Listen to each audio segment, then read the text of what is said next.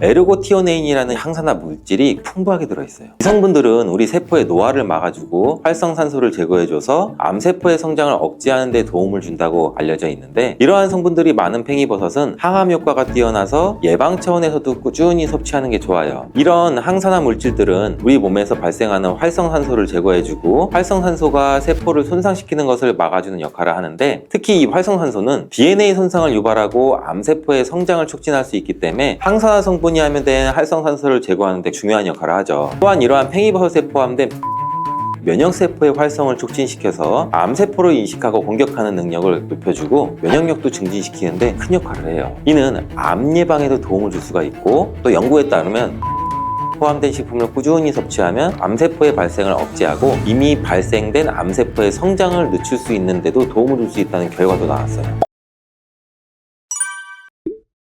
마트에서 쉽게 찾아볼 수 있는 팽이버섯, 가격도 부담 없는 우리 식탁에 자주 올라오는 아주 친숙한 버섯인데요. 저는 된장국이나 청국장을 끓일 때 꼭 이 팽이버섯과 두부를 넣어 먹는데, 각종 탕이나 찌개에 꼭 들어가 한국인들의 식탁에 단골 손님인 팽이버섯이 알고 보니 우리 몸에 꼭 필요한 성분들이 가득 있다는 것 알고 계세요? 특히 중년과 노년을 위한 아주 유익한 식재료라고 하는데, 건강에 많이 도움이 되는 팽이버섯의 효능과 또 잘못 섭취했을 때 해가 되는데, 이에 대해 바로 알려드릴게요.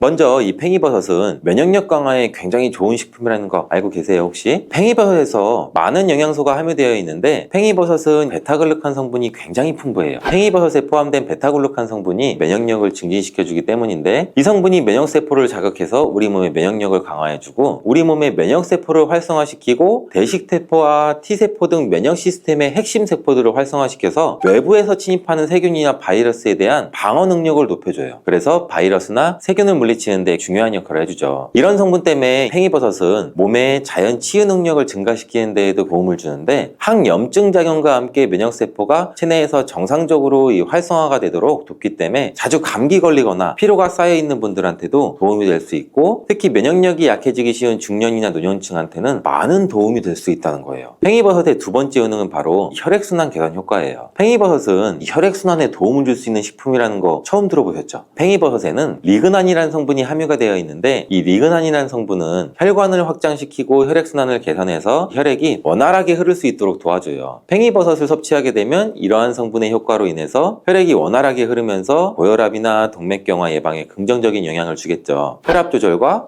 고혈압도 예방할 수가 있고 심혈관 질환의 예방에도 도움이 될 수가 있죠. 또한 이러한 팽이버섯은 콜레스테롤 수치를 낮추는 데에도 도움을 주는데, 팽이버섯에 풍부하게 포함된 이 식이섬유가 장에서 콜레스테롤을 흡수해서 배출시키는 역할을 해줘요. 이때 혈액 속의 나쁜 콜레스테롤을 감소시킬 수가 있고, 이로 인해서 팽이버섯을 섭취하면 동맥경화나 심장질환의 위험률도 낮아지는데 효과적인 도움을 줄 수가 있는 것이죠. 팽이버섯의 놀라운 효능 세 번째는 항암 효과예요. 팽이버섯이 다른 버섯에 비해 향이 적어서 뭔가 영양소도 적을 것 같다고 생각하시는 분들 있으신가요? 팽이버섯에는 항산화 성분인 비타민 C와 폴리페놀, 그리고 에르고티오네인이라는 항산화 물질이 풍부하게 들어있어요. 이 성분들은 우리 세포의 노화를 막아주고 활성산소를 제거해줘서 암세포의 성장을 억제하는 데 도움을 준다고 알려져 있는데, 이러한 성분들이 많은 팽이버섯은 항암 효과가 뛰어나서 예방 차원에서도 꾸준히 섭취하는 게 좋아요. 이런 항산화 물질들은 우리 몸에서 발생하는 활성산소를 제거해주고 활성산소가 세포를 손상시키는 것을 막아주는 역할을 하는데, 특히 이 활성산소는 DNA 손상을 유발하고 암세포의 성장을 촉진할 수 있기 때문에 항산화 성분이 함유된 활성산소를 제거하는 데 중요한 역할을 하죠. 또한 이러한 팽이버섯에 포함된 베타글루칸은 면역세포의 활성을 촉진시켜서 암세포를 인식하고 공격하는 능력을 높여주고 면역력도 증진시키는데 큰 역할을 해요. 이는 암 예방에도 도움을 줄 수가 있고, 또 연구에 따르면 베타글루칸이 포함된 식품을 꾸준히 섭취하면 암세포의 발생을 억제하고 이미 발생된 암세포의 성장을 늦출 수 있는데도 도움을 줄 수 있다는 결과도 나왔어요. 팽이버섯의 놀라운 효능 네 번째는 바로 피부 건강에 좋다는 거예요. 팽이버섯이 피부에 좋다는 이야기 들어보신 분 있으세요? 생소하신 분들 많으실 거예요. 팽이버섯은 피부 건강에도 굉장히 유익한데, 팽이버섯에는 비타민 D와 항산화 물질이 풍부하게 들어있는데, 이 성분들은 또 피부 건강에 매우 중요한 역할을 해요. 비타민 D 같은 경우도 피부의 세포가 재생되고 성장될 수 있도록 돕는 역할도 하고, 피부 세포를 보호하고 재생도 촉진을 시키죠. 그리고 항산화 물질은 피부의 노화 방지와 피부 염증을 예방하는 효과도 있는데, 특히 팽이버섯에 포함된 에르고티오네인은 피부 노화의 원인인 활성산소를 제거해줘서 피부를 보호해주는 역할도 해요. 노화가 시작되는 중년 이후에는 피부 탄력이 떨어지고 주름이 생기기 쉬운데 팽이버섯을 섭취하면 이러한 피부 노화도 예방할 수 있으니 피부 노화가 걱정되시는 분들은 팽이버섯을 꼭 섭취해 주셔야겠죠. 팽이버섯의 놀라운 효능 5번째는 바로 이 체중 감량 효과예요. 다이어트 식단에 단골 손님으로 등장하는 팽이버섯은 칼로리가 매우 낮고 식이섬유가 풍부한데 100g 기준으로 약 35칼로리 정도밖에 되지 않기 때문에 체중 감량 등에 부담 없이 섭취할 수 있는 고마운 식품이에요. 낮은 칼로리와 높은 식이섬유로 팽이버섯은 다이어트 식단에 적합한 음식인데 뿐만 아니라 팽이버섯에 함유된 베타글루칸 성분은 지방 분해를 촉진하는 데 또 도움을 줄 수가 있어요. 베타글루칸은 혈당 수치를 안정화시켜서 과도한 인슐린 분비를 억제하고 혈당이 급격하게 오르는 것을 방지해주고 지방 축적을 막아주는 데 효과적으로 다이어트에 도움을 줄 수가 있어요. 팽이버섯에는 식이섬유가 굉장히 풍부한 것으로 유명한데 식이섬유가 많이 들어있다는 식품이 양배추의 약 2.4배, 고구마의 약 1.7배의 식이섬유를 이 팽이버섯이 함유하고 있다는 거예요. 식이섬유는 장 건강을 촉진하고 포만감을 오래 유지시켜주는 효과가 있다는 건 다들 잘 아실 거예요.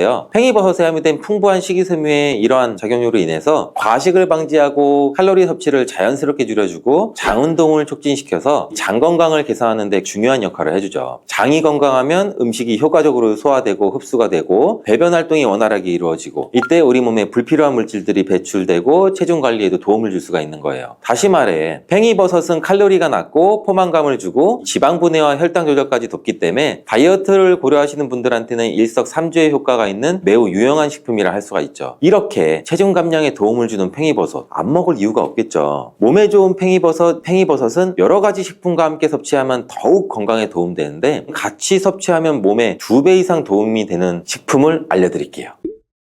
팽이버섯과 환상의 궁합 첫 번째는 시금치예요. 시금치는 철분과 비타민C가 풍부한 채소인 거 다들 알고 계시죠? 그뿐 아니라 여러 가지 항산화 물질도 함유되고 있는데 팽이버섯과 함께 이 시금치를 먹으면 시금치의 철분 흡수율을 높여주고 팽이버섯이 함유하고 있는 에르고티오네인, 비타민C, 폴리페놀 등의 항산화 물질이 시금치에 함유된 비타민 E나 C, 플라보노이드 등의 항산화 물질과 결합을 해요. 우리 몸에 염증을 줄이고 염증에 의해 발생될 수 있는 여러 가지 질병을 예방하는 데 도움을 주죠. 이러한 조합으로 드시게 되면 관절염이나 염증성 질환 예방에도 효과적이고 강력한 항산화 작용과 항염증 효과를 제공하는 아주 좋은 궁합의 음식이라고 할 수 있어요. 두 번째, 팽이버섯과 궁합이 좋은 음식은 바로 닭가슴살이에요. 닭가슴살은 단백질이 굉장히 풍부하잖아요. 또 칼로리도 낮고 그래서 체중 관리에 도움을 되는 걸로 유명하죠. 팽이버섯 또한 체중 감량에 좋은 식품인데 팽이버섯과 닭가슴살을 함께 먹으면 아주 좋은 궁합이라는 거. 팽이버섯은 칼로리가 낮고 식이섬유가 풍부해서 포만감을 주는데 닭가슴살에 포함된 이 풍부한 단백질은 근육 성장이나 조직을 복구하고 우리 몸의 다양한 생체 기능에 필수적인 영양소죠. 이 두 가지 영양소를 함께 섭취하면 팽이버섯의 면역력 강화 효능과 닭가슴살의 단백질이 결합을 해서 우리 체력을 증진시키고 근육량 증가에도 큰 도움이 될 수가 있죠. 또한 이 팽이버섯의 항산화 성분이 닭가슴살의 지방 연소를 돕는 역할도 해서 다이어트에도 좋고 더욱더 풍부해진 식감과 더불어 포만감과 영양소를 동시에 얻을 수 있고 균형 잡힌 식단을 유지할 수가 있겠죠. 이제부터는 닭가슴살을 드실 때 팽이버섯도 함께 섭취할 수 있는 메뉴도 고려해 보시면 좋겠죠. 몸에 좋은 팽이버섯, 하지만 아무리 좋은 식품이라도 과도하게 섭취하면 부작용이 있을 수가 있고 또 팽이버섯을 잘못된 방법으로 섭취하면 절대 안 되는데 지금 알려드리는 팽이버섯 섭취 시 유의할 점 꼭 기억해 주세요.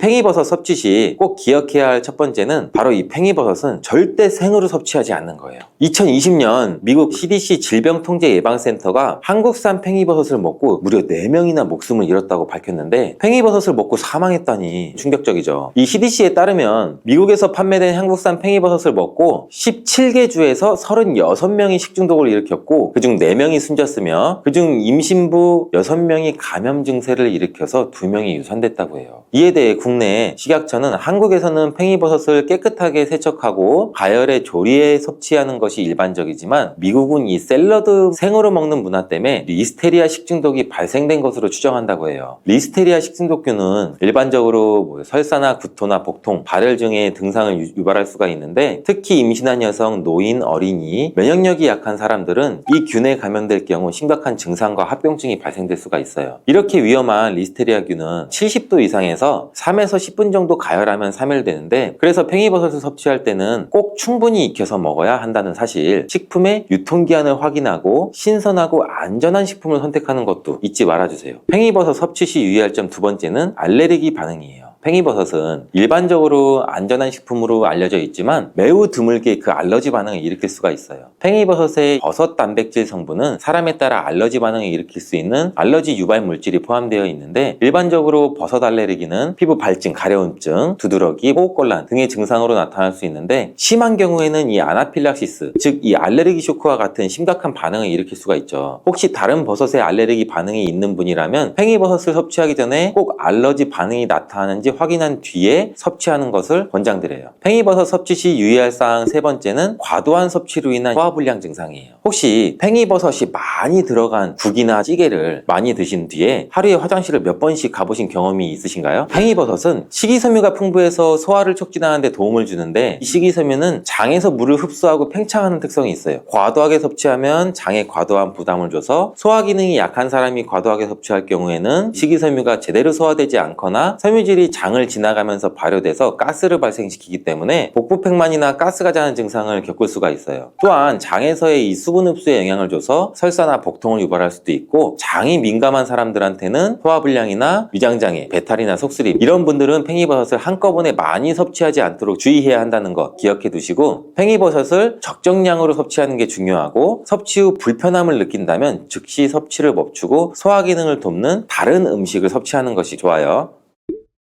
호두와 같은 견과류는 지방이 많아서 산패가 쉽게 일어날 수가 있는데, 호두에 포함된 불포화 지방산은 산화가 되기 쉬워요. 산화가 진행되면 지방의 구조가 변형이 되고, 산화된 지방은 우리 몸에 염증을 일으키고 혈관에 손상도 줄 수 있는 그런 물질이죠. 이뿐 아니라 또 심혈관 질환까지 유발할 위험도 가지고 있고, 호두가 산패되면 아크릴아마이드라고 하는 유해 물질이 생성될 수 있는데, 이 물질은 발암 물질이죠. 이렇게 산패된 호두를 장기적으로 섭취할 때는 암에 대한 위험성도 증가시킬 수가 있어요. 그럼 산패돼서 변질이 일어난 호두는 어떻게 할 수 있을까요? 고소한 호두 좋아하시는 분들 굉장히 많으시죠. 호두는 그 자체로도 훌륭한 간식이지만, 저는 달달하게 졸여진 호두강정이나 제과점에서 파는 호두과일을 커피랑 먹는 것을 좋아하는데, 이렇게 맛도 좋고 건강에 이롭다고 잘 알려진 호두, 그냥 막연하게 몸에 좋다고만 알고 있지 않으세요? 호두는 견과류의 일종으로 기원전 7000년 전 고대 인류가 친숙하게 섭취해온 식품이라고 해요. 인류가 이렇게 오래전부터 호두를 섭취해왔다니, 아주 옛날부터 인류에게 많은 영양소를 적용해준 식품이에요. 호두에는 단백질이나 비타민이나 미네랄 등 여러 가지 영양소가 풍부하게 들어있는데, 이렇게 풍부한 영양소가 함유된 호두가 주는 우리 몸에 이로운 점 바로 알려드릴게요.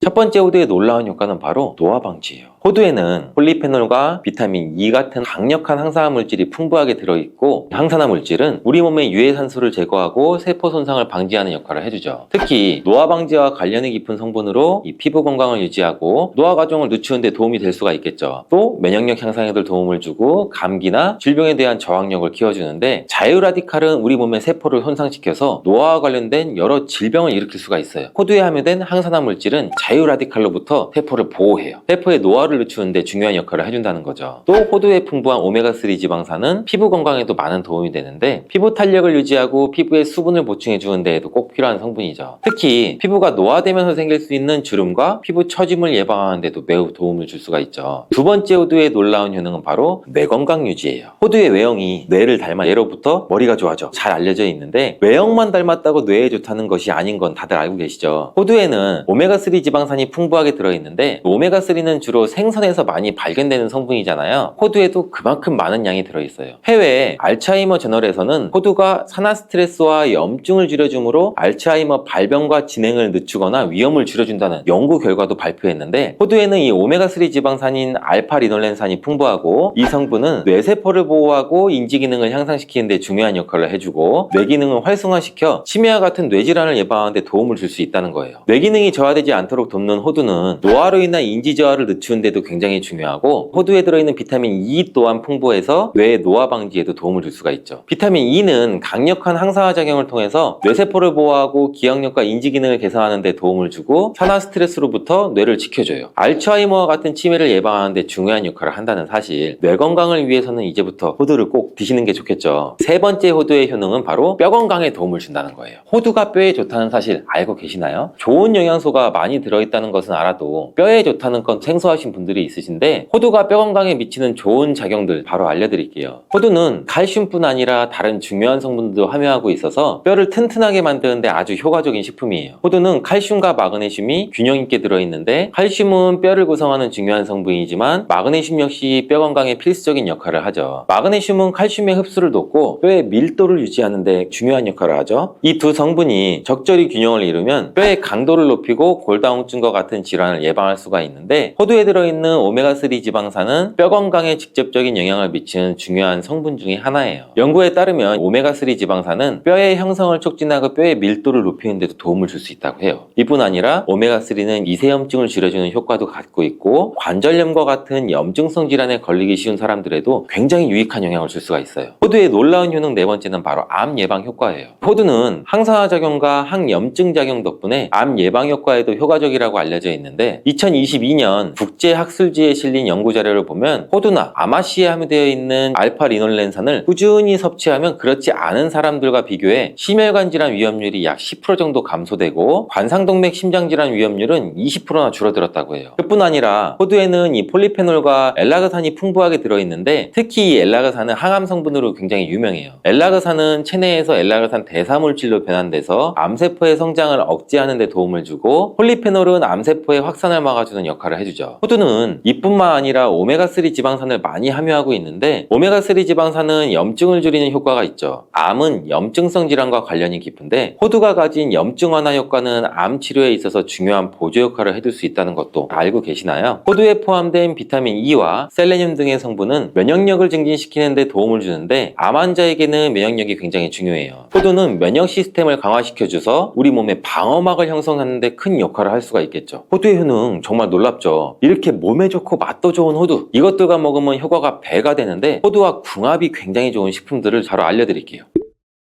첫 번째는 요거트예요. 요즘 들어 그릭 요거트나 프로바이오틱스 같은 단어들 접해보셨잖아요. 요거트에는 단백질, 칼슘, 프로바이오틱스 등의 영양소가 풍부하게 함유되어 있는데 호두에는 건강한 지방, 단백질, 식이섬유, 비타민, 미네랄 등등이 풍부하죠. 두 가지를 함께 섭취하면 영양소 조합을 통해서 다양한 영양소를 한 번에 섭취할 수 있어요. 요거트에 함유된 프로바이오틱스는 우리 장 내 유익한 세균을 증식시키고 장 건강을 촉진하는 데도 도움을 줄 수가 있겠죠. 또 호두의 지방은 프로바이오틱스의 효능을 더욱 향상시켜 장 건강에 도움을 주고 오메가3의 지방산과 같은 건강한 지방산을 요거트와 함께 섭취하면 호두의 지방이 소화와 흡수를 도와서 영양소의 흡수를 향상시킬 수 있다는 것도 꼭 잊지 말아주세요. 그리고 영양분뿐만 아니라 호두의 고소와 크리미한 식감과 요거트의 부드럽고 상큼한 맛은 잘 어울려요. 함께 섭취하시면 맛과 식감의 조화를 즐길 수가 있죠. 그러니 이제부터 요거트를 드실 때 호두와 함께 드시는 것도 추천드릴게요. 두 번째 호두와 환상의 궁합의 음식은 바로 바나나예요. 바나나는 호두와 함께 섭취하면 영양소의 균형을 맞출 수 있다는 사실 알고 계신가요? 바나나는 탄수화물과 천연당과 풍부한 식이섬유를 함유하고 있다고 잘 알려져 있는데 뿐만 아니라 바나나의 당은 호두 대비 신체에 더 빠르게 에너지를 공급해준다고 해요. 호두에는 건강한 지방과 단백질이 풍부하게 함유가 되어 있다는 거 이제 잘 알고 계시잖아요. 이 성분들은 신체의 에너지를 지속적으로 유지하는 데 도움을 줘요. 그래서 바나나와 호두 이 두 가지를 함께 섭취하면 서로 보완적인 영양소를 한 번에 섭취할 수 있고 영양소의 흡수 또한 더 쉽고 오랫동안 지속이 되도록 도와준다는 거죠. 영양뿐 아니라 호두의 식감과 바나나의 부드럽고 달콤한 맛은 잘 어우러지는데 함께 갈아서 스무디로 한번 섭취해보세요. 달달한 바나나의 맛과 호두의 고소한 향이 의외로 조화로워서 맛과 식감, 영양소까지 한 번에 즐길 수가 있어요. 이렇게 고소하고 맛도 좋고 몸에도 정말 좋은 호두, 그렇다고 해서 너무 과하게 섭취해도 안 좋다는 사실. 호두는 건강에 매우 좋은 식품이지만 모든 식품들이 그러하듯이 호두도 적정량을 섭취해야 되는데 과연 하루에 얼마나 먹어야 되는지, 몸에 좋은 호두를 잘못된 방법으로 섭취하면 몸에 치명적인 독이 될 수 있다는 사실. 호두 섭취 시 주의할 점을 제가 바로 알려드릴게요.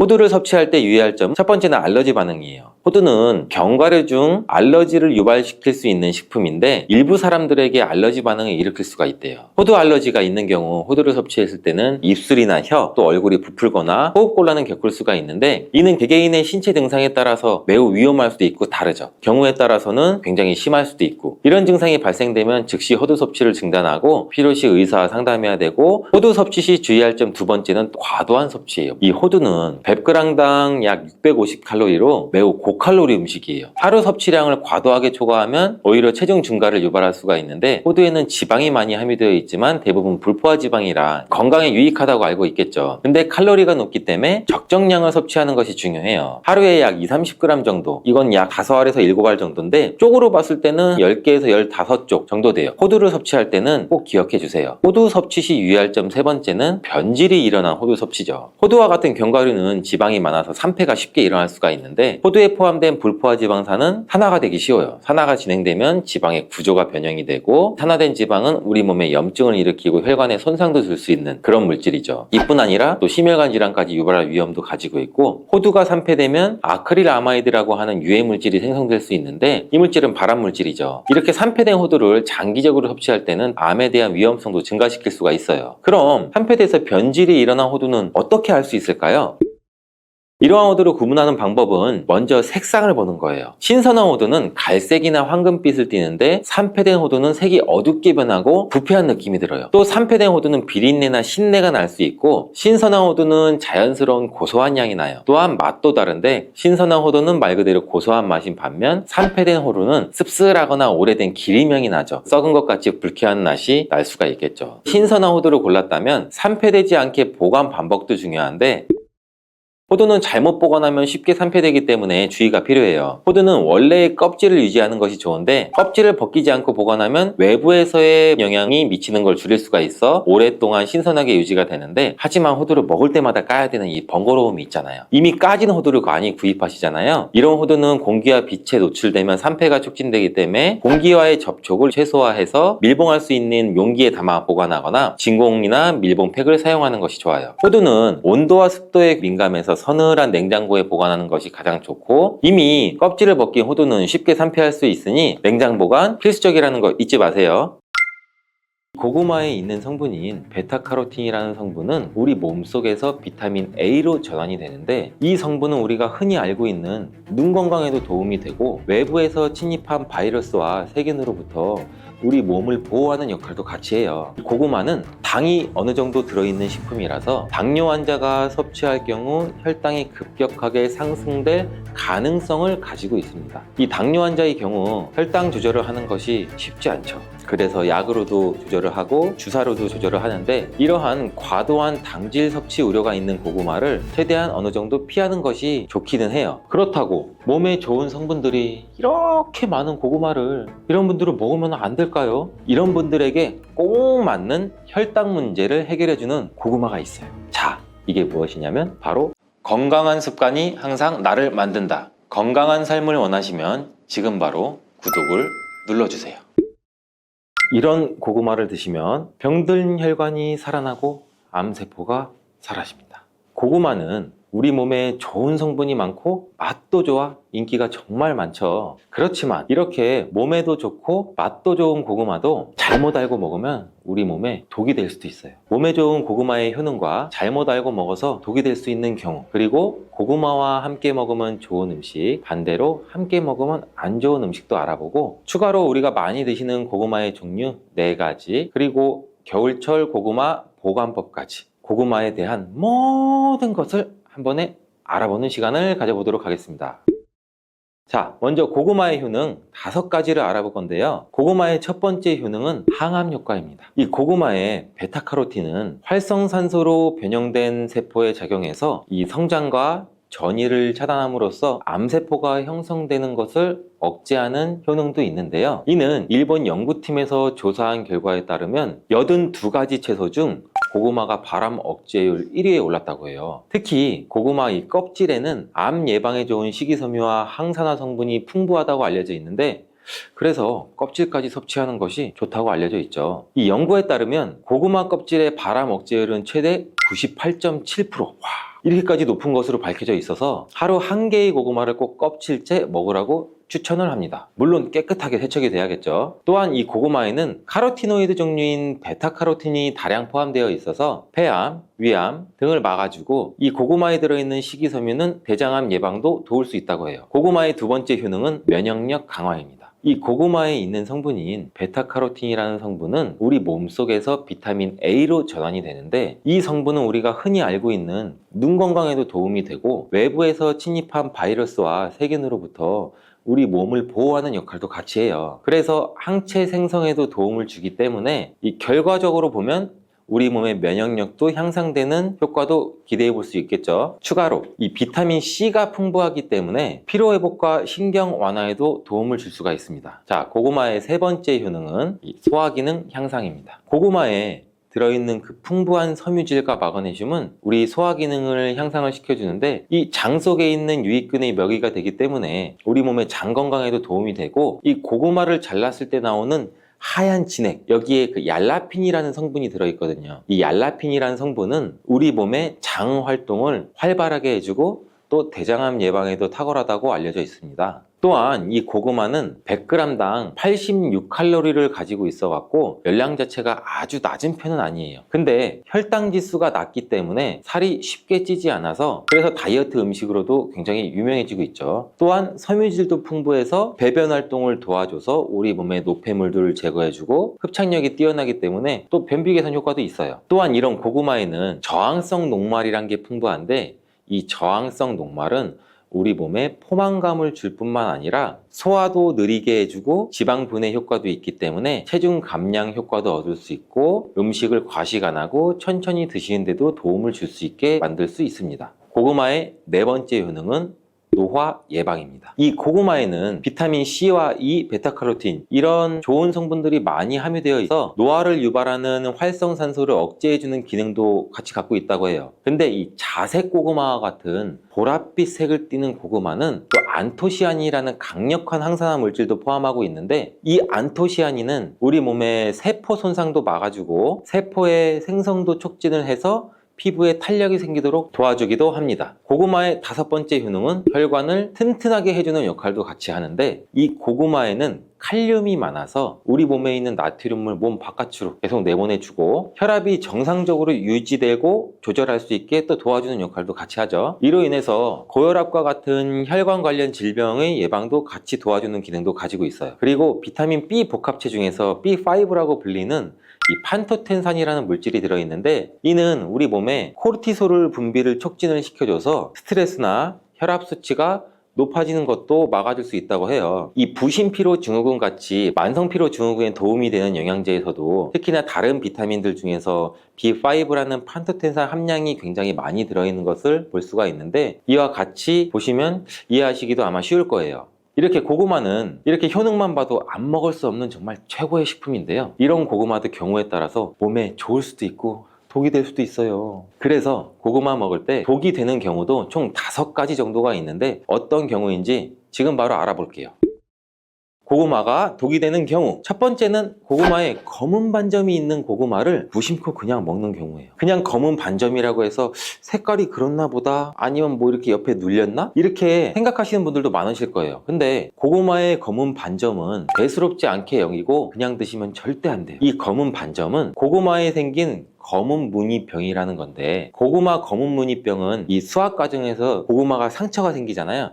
이 상처가 생긴 곳에 균이 침입하게 돼서 생기는 병이에요. 수확 초기에는 잘 티가 나지 않아요. 근데 이 고구마를 저장하는 과정에서 이게 발병하게 되는데, 이 검은 반점들이 생기면서 그 반점들이 시간이 지날수록 전체적으로 퍼지게 돼요. 이 검은 반점에는 이포메아마론이라는 강력한 독소가 들어있어요. 이 독소가 생성이 되게 되고, 이 상체로 고구마를 그대로 섭취하게 되면 뭐 식욕 감퇴도 있을 수가 있고, 뭐 호흡곤란, 설사 등 뭐 다양한 부작용이 발생을 할 수가 있는데, 이 부분을 많이 드시면 정말 심한 경우는 뭐 폐와 간까지 괴사시킬 수도 있기 때문에 폐와 간에 관련된 질환을 보유하고 있는 환자분 같은 경우나 노약자, 어린이라면 특히 고구마를 섭취할 때 이러한 병에 감염된 고구마가 아닌지 꼭 확인해 주시는 게 좋습니다. 여기서 간혹 그 검게 변한 부분만 한 칼로 살짝 도려내서 먹으면 되지 않나요? 이렇게 말씀 주시는 분들도 있는데, 이 검게 변한 부분이 있다면 이미 어느 정도 전체의 그 균이 퍼진 상태고, 열을 가하거나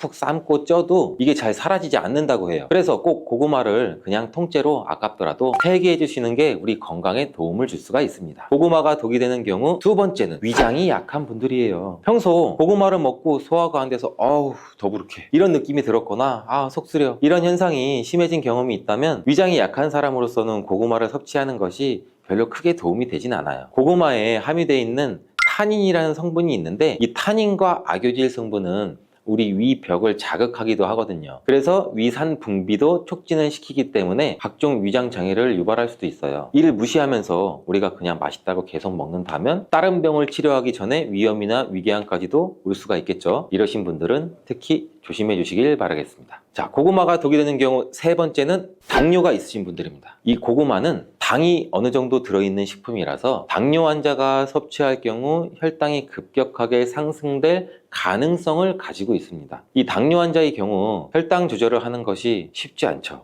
그래서 약으로도 조절을 하고 주사로도 조절을 하는데 이러한 과도한 당질 섭취 우려가 있는 고구마를 최대한 어느 정도 피하는 것이 좋기는 해요. 먹더라도 과량 드시지 말고 소량만 드시는 것을 추천하고 주기적으로 혈당 관리도 체크도 잘 해보시는 게 좋겠습니다. 고구마를 먹는 방법에도 당 성분의 차이가 많이 나는데 많이 먹는 방법으로 고구마를 쪄서 먹는 방법이 있고 구운 고구마로 먹는 방법 그리고 생으로 먹는 방법이 있는데요. 특히 구운 고구마의 경우 만들 때 열을 서서히 높여서 오래 익히기 때문에 이 고구마에 들어있는 전분이 당으로 바뀌는 시간이 충분해서 생고구마나 찐 고구마보다도 이 구운 고구마가 훨씬 당이 더 높아지게 된다고 해요. 이 고구마의 혈당 지수는 생 고구마의 경우 예를 들면 55 정도 나오고 찐 고구마가 한 70.8 정도? 근데 구운 고구마는 90.9입니다. 이렇게 고구마가 당뇨에 좋다고 하는 분들도 계시는데 생고구마가 당뇨나 당이 높으신 분들에게 추천드리는 이유를 아시겠죠? 이 생고구마에는 식이섬유가 풍부해서 섭취하게 되면 다당류인 전분이 단당류로 천천히 전환되기 때문에 급격한 혈당 상승을 막아줘요. 밤고구마, 호박고구마, 요새는 꿀고구마까지 정말 많이 드시는데요. 이렇게 고구마는 당 지수가 높아서 혈당을 급격히 올리기 때문에 당이 높거나 당뇨가 있으신 분들은 피하시는 게 좋고 드신다면 생고구마를 조금씩 드시는 것도 추천을 드릴게요. 그렇다고 몸에 좋은 성분들이 이렇게 많은 고구마를 이런 분들은 먹으면 안 될까요? 이런 분들에게 꼭 맞는 혈당 문제를 해결해주는 고구마가 있어요.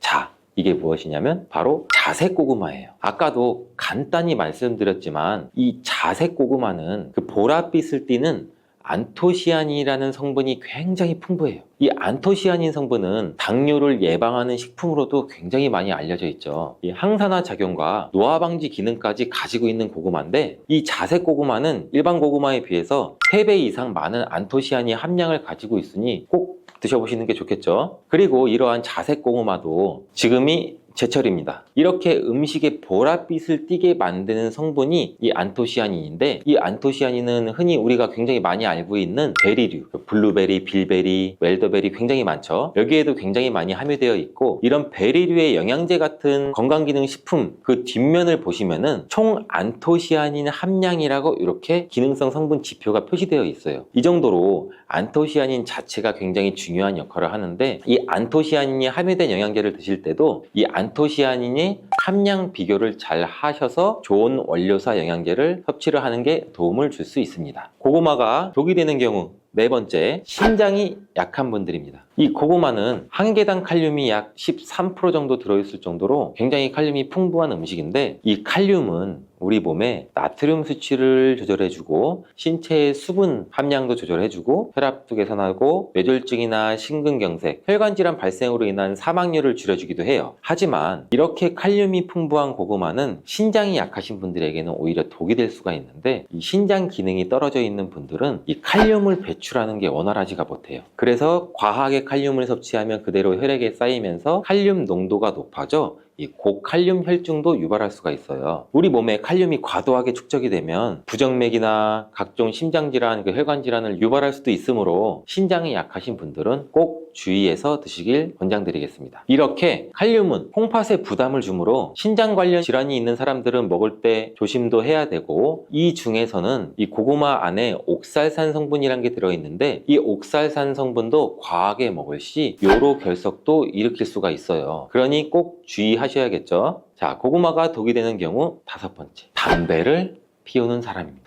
담배와 고구마가 무슨 상관이 있을까? 전혀 생각지도 못하신 분들 많으실 텐데, 이 고구마의 풍부한 베타카로틴 성분은 노화와 질병을 유발하는 활성산소도 제거해주고 염증 질환이나 암 예방 효과가 있으며 피부세포의 성장과 재생을 촉진하는 강력한 항산화 물질이라고 제가 말씀드린 적이 있죠. 하지만 오랫동안 흡연을 하신 분들한테는 이 베타카로틴 성분이 오히려 독으로 작용해서 폐암을 유발한다는 연구 결과도 있어요. 미국 국립보건원의 연구에 따르면 하루에 베타카로틴 섭취량이 20ml에서 30ml 정도 섭취하는 흡연자이신 분들은 베타카로틴을 복용하지 않는 흡연자에 비해서 폐암 발생 위험이 24%나 증가된 것으로 나타났어요. 근데 고구마에는 품종에 따라 차이가 있는데 대체로 속이 노란 품종의 고구마일수록 이 베타카로틴의 함량이 높다고 해요. 이 베타카로틴은 우리 폐가 건강한 분들한테는 폐암 예방에 도움이 될 수 있지만, 반대로 흡연자의 경우 과량 섭취하면 오히려 폐암 위험률을 조금이나마 증가시킬 수 있으니 조금 조심하시는 게 좋겠죠. 그렇다고 흡연자분들은 고구마를 무조건 먹으면 안 돼요, 이런 말은 아니고요. 너무 자주 먹지만 않으면 폐암까지 가는 경우는 당연히 없을 거라고 생각해요. 하지만 이 고구마가 흡연자한테 안 좋은 영향을 줄 수 있다는 정보를 아셨으니 이제부터는 조금 조심해서 드시는 게 좋겠죠. 고구마를 드실 때 다른 여러 가지 음식들과 같이 드시는 경우도 있는데, 지금부터는 고구마와 함께 먹었을 때 궁합이 잘 맞는 음식과 함께 먹으면 궁합이 안 맞는 음식을 알아볼게요.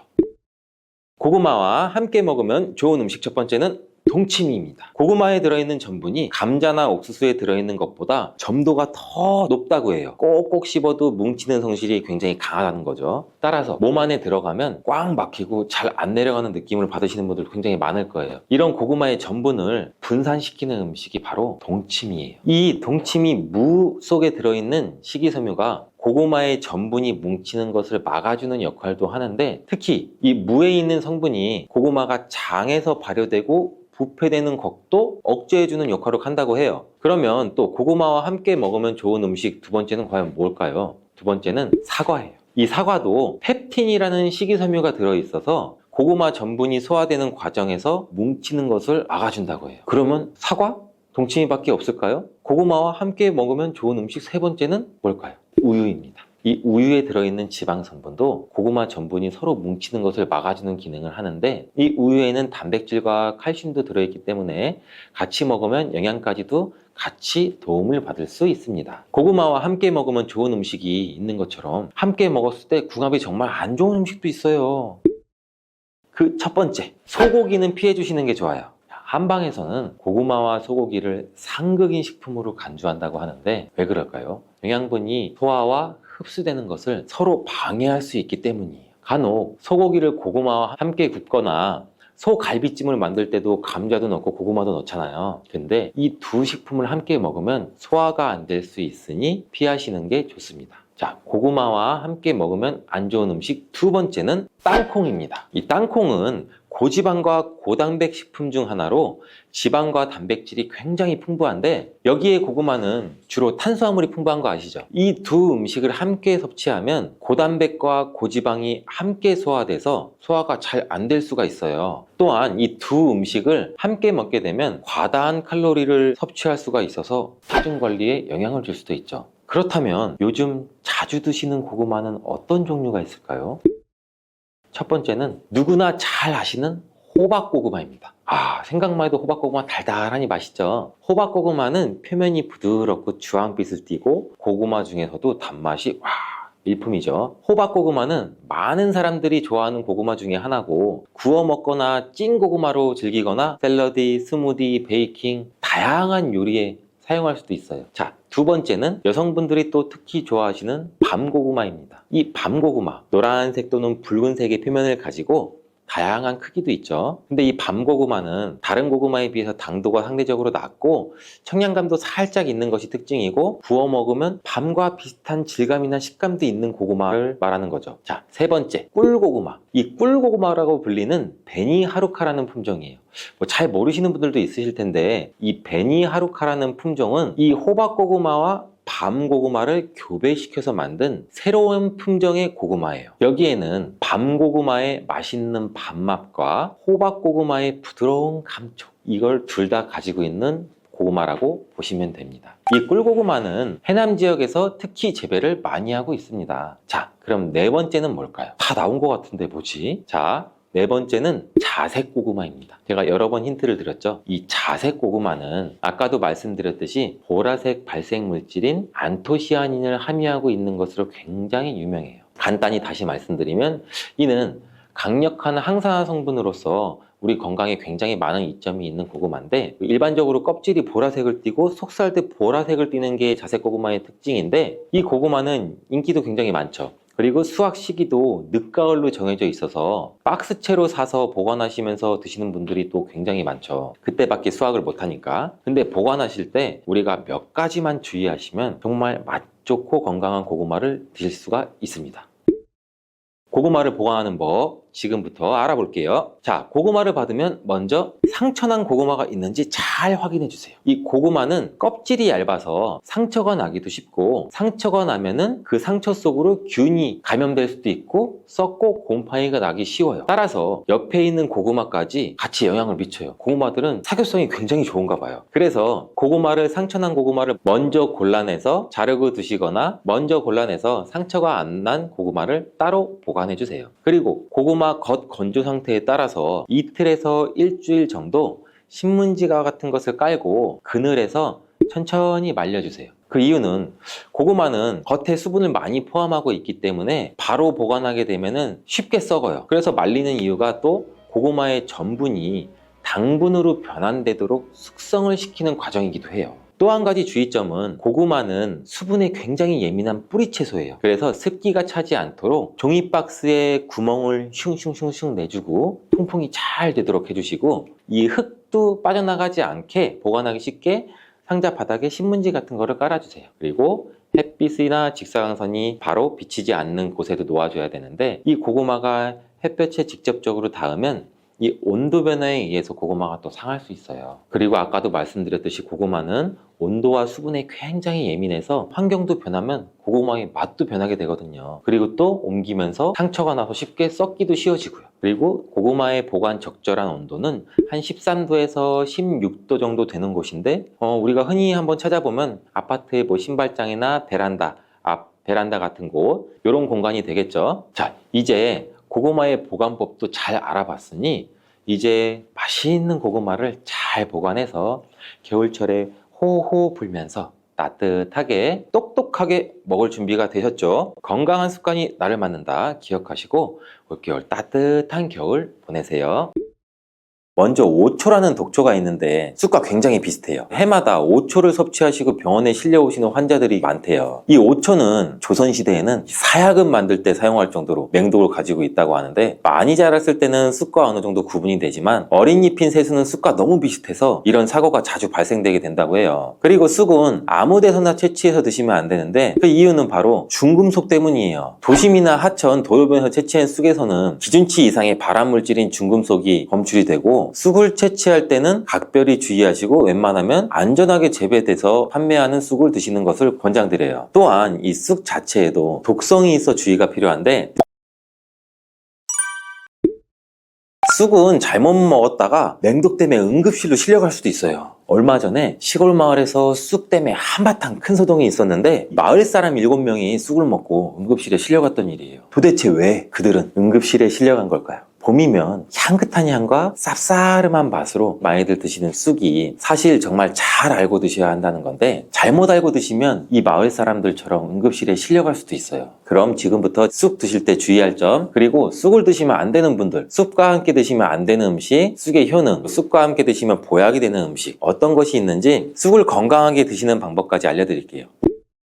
우리나라에 자라는 쑥의 종류가 40종이 넘고 쑥과 비슷하게 생긴 독초도 있어서 채취할 때 주의해야 되는데, 먼저 오초라는 독초가 있는데 쑥과 굉장히 비슷해요. 해마다 오초를 섭취하시고 병원에 실려오시는 환자들이 많대요. 이 오초는 조선시대에는 사약을 만들 때 사용할 정도로 맹독을 가지고 있다고 하는데, 많이 자랐을 때는 쑥과 어느 정도 구분이 되지만 어린 잎인 새순은 쑥과 너무 비슷해서 이런 사고가 자주 발생되게 된다고 해요. 그리고 쑥은 아무 데서나 채취해서 드시면 안 되는데, 그 이유는 바로 중금속 때문이에요. 도심이나 하천, 도로변에서 채취한 쑥에서는 기준치 이상의 발암물질인 중금속이 검출이 되고, 쑥을 채취할 때는 각별히 주의하시고 웬만하면 안전하게 재배돼서 판매하는 쑥을 드시는 것을 권장드려요. 또한 이 쑥 자체에도 독성이 있어 주의가 필요한데, 소화기관이 약한 사람이 과다하게 섭취할 경우에 복통이나 설사, 문제가 발생할 수 있어요. 임산부가 쑥을 드시면 자궁 수축을 유발해서 조산이나 유산의 위험성도 증가시킬 수가 있고, 쑥의 독성은 봄에 채취할 때보다 여름에 채취한 쑥에서 강하게 나타나게 돼요. 쑥의 독성으로 인해서 알러지를 일으킬 수 있는데, 재채기나 콧물, 눈물이 많이 날 수가 있고, 두드러기나 복통의 증상도 나타날 수가 있겠죠. 심하면은 호흡곤란도 생길 수가 있겠고, 평소에 복숭아, 사과, 해바라기, 국화과 식물로 인해서 알레르기 반응이 있으신 분들은 특별히 주의하시는 걸 당부드려요. 몸에 열이 많은 분들도 쑥을 함부로 드시면 안 돼요. 쑥이 몸에 좋다고 해서 계피나 대추 또는 약재 같은 걸 넣어서 차로 끓여 드시기도 하고, 물 대신 드시거나 쑥즙을 내어 드시는 분들도 많으신데, 평소에 몸에 열이 많은 분들은 이렇게 드시면 안 돼요. 한의학 쪽에서는 생쑥은 따뜻하고 익힌 쑥은 뜨겁고 매운 성질을 갖고 있는 식물이라고 해요. 몸에 열이 많은 분들이 쑥을 저렇게 드시면 몸에 지나치게 많은 열이 발생해 오히려 부작용이 발생할 수가 있는데, 게다가 열은 특히 가슴과 머리 쪽으로 올라가게 돼요. 이 열로 인해 혈압도 올라갈 수가 있겠고 심장질환의 원인이 될 수도 있겠죠. 이런 쑥을 드실 때는 함께 먹는 음식도 중요한데,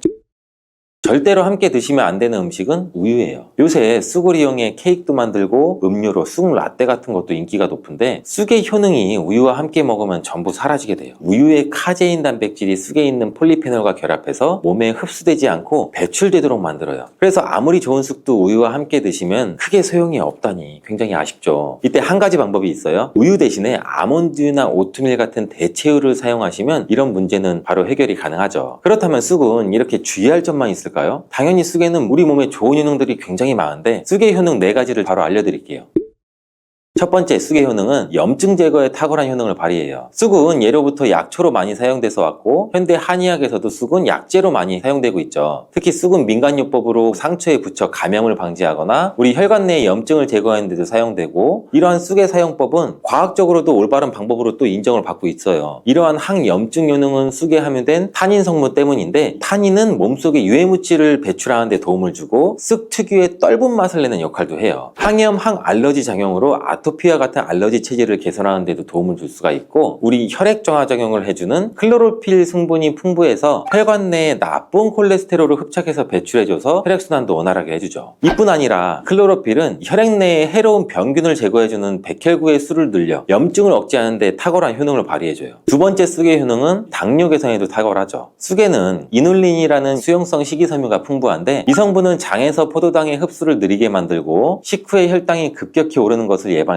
건강한 성인을 대상으로 한 최근의 연구에서는 이들이 쑥 추출물을 먹고 난 후에 식후 혈당이 눈에 띄게 낮아진 결과를 확인할 수 있었대요. 그리고 클로로겐산이라는 성분이 많아서 간에서는 포도당의 합성을 억제하고 근육에서는 포도당의 이용을 촉진을 해서 혈당 조절에 큰 역할을 해준다고 해요. 실제 연구에서도 클로로겐산은 공복 혈당과 당화혈 색소가 크게 낮아지고 인슐린 감수성이 높아진 사실도 밝혀졌어요. 근데 이 2가지 성분보다 훨씬 더 중요한 성분이 있는데, 그건 바로 시네올이라는 성분이에요. 이 시네올이 혈당 조절에 결정적인 역할을 하는데, 췌장의 베타서포를 자극해서 인슐린 분비를 촉진시켜주고 말초 조직에서는 인슐린의 감수성을 높이는 역할을 해요. 시네올 말고도 쑥에는 이눌린, 클로로겐산, 폴리페놀 등 여러 생리활성 물질들이 복합적으로 작용해서 당뇨를 개선하는 효과를 나타내는 거예요. 세 번째 쑥의 효능은 몸을 따뜻하게 해주는 역할을 하죠. 당뇨 개선에도 도움을 주는 시네올은 특유의 향을 향을 내며 몸을 따뜻하게 해주는 효과가 있어요. 시네올은 혈액순환을 촉진하고 면역력을 강화하는 데도 도움을 주고 특히 이 손발이 찬 수족 냉증을 개선하는 데도 효과적이죠. 신진대사를 원활하게 해줘서 생리통, 생리불순 등 여성질환을 완화시키는 데도 큰 역할을 해주죠. 쑥의 따뜻한 성질이 혈액순환을 촉진하고 자궁의 기능도 강화해주기 때문이에요. 네 번째 쑥의 효능은 장을 건강하게 해서 변비를 예방하고 소화불량을 해결하는 데 도움을 줄 수 있는 거죠. 이 쑥에는 시금치보다 무려 3배나 많은 식이섬유를 갖고 있어서 장운동을 촉진시키고 변비나 숙변 제거에도 탁월해요. 또한 시네올은 위장점막의 염증도 완화하고 위장 내 유해균을 제거해서 소화장애도 예방하는 데 도움을 주죠. 그리고 쑥에 함유된 비타민 A는 우리 장에 있는 점막도 보호해주고 장 건강을 유지하는 데 도움을 줘서 항산화 작용이 뛰어난 비타민 C도 장내 유해균을 제거해주고 장내 환경도 건강하게 해줄 수가 있죠. 평소 소화가 잘 되지 않는 분은 쑥을 섭취하셔서 답답하고 더부룩한 증상을 해결하면 정말 좋겠죠. 근데 쑥을 드실 때 쑥만 드시는 게 아니잖아요. 다른 음식들과 같이 드시는데 쑥도 궁합이 맞는 음식이 따로 있다는 거 제가 지금 알려드릴게요.